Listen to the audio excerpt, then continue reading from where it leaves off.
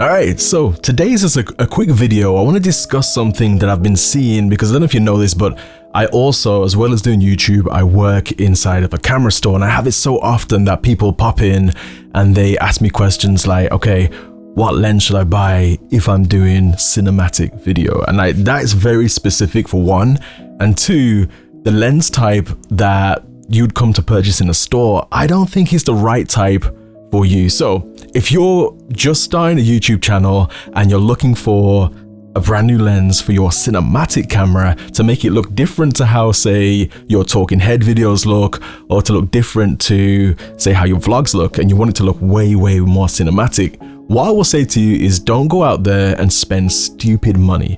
Because I think in the video world, it's completely opposite to the photography world. And all these camera shops that we see, they are all pushing photography lenses. Some of them, very rarely, will have cinematic lenses, like, cinema lenses, sorry. But in all due fairness, the image that you get out of a lot of these lower budget cinema lenses, as in the lenses that cost, say, £1,000 or £800, around that mark, you can get better results if you just went for a vintage lens. Now, I don't know if you guys have seen any of the previous videos that I've got on my channel where I'm actually discussing some older vintage lenses. I go out and I test some of them. I think I've got about 3 or 4 videos like that on my channel. I would like to make more series of just going and grabbing some old vintage lenses and making videos on them. So if you're interested in that, then let me know. But if you have seen them, if you haven't, I'll link it. But if you have seen them, you'll see the effect that you can get from a cheap lens is incredible. Now, you probably wouldn't want to use these lenses for photography. It'll probably make 0 sense, because photography, you want detail and stuff like that, unless you're going for a purpose, soft, nostalgic look. But in video, the cheaper the lens sometimes results in the better image. Now, let me show you one particular lens. I've made a video about it that I think really is stellar. Now, it does cost a little bit more money now. It's one of the Carl Zeiss lenses. I think it's a 35mm f2. Carl Zeiss lens. The money, like the price of this lens, has creeped up over the years, but it looks so different to a photographic lens. A photographic lens would be very sterile in its image. It'll be super sharp. It'll have no kind of infringements or diffractions or any kind of elements that look a bit off. Now, what you'd probably be looking for if you want something that's cinematic is something completely polar opposite to your kit lens from your camera. So your kit lens is going to be a zoom lens to start with. It's going to be particularly very contrasty. It's going to look very digital. It's going to look like video. It's going to be overly sharp. As soon as you put a vintage lens on there, you'll notice the contrast will lift. It'll get softer. The colors will take a shift to it. Sometimes they go warmer. Sometimes they go more green. The highlights will be softer as well. I don't know how they do that, but it's something to do with the coating. But the overall image will be softer.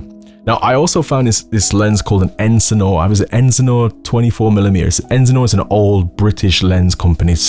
Trying to do some research. It's hard to find some information on them. But why I love this particular lens is the center of the lens is pretty focused. It's pretty neat. It's pretty detailed in a video aspect, not so much in photographic world way, but it's pretty detailed in the middle. But then on the right side of the lens, I've got some kind of slightly swirly bokeh going on. On the left side of the lens, I've got bokeh that looks a bit more anamorphic. It's like the lens elements were never really perfectly spherical inside the lens, which gives it such a dreamy, like, amazing looks. If you're ever doing close-ups of eyes, the surrounding area just molds into nothingness.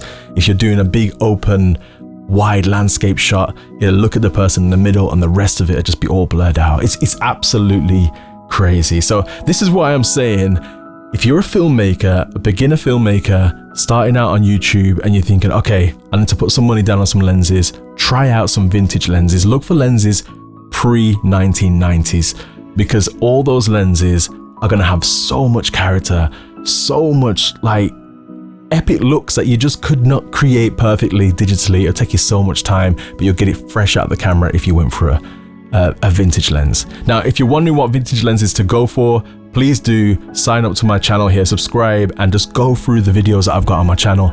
I've made a lot of videos about vintage lenses. You will find them as you go through my old videos, and trust me, you're gonna find some gems. A lot of these videos are lenses that cost me £10 to £15 on eBay. So, happy hunting, hit subscribe, hit like, and I'll catch you in the next one. Finding the right look when shooting log can be tough, but transferring the colors of your camera into the cameras they use on Netflix shows and movies can help kickstart your videos. This conversion pack does just that. And I'm giving it away free to one lucky subscriber every single week. All you need to do is hit subscribe and download the free LUT on my store. Links on my channel.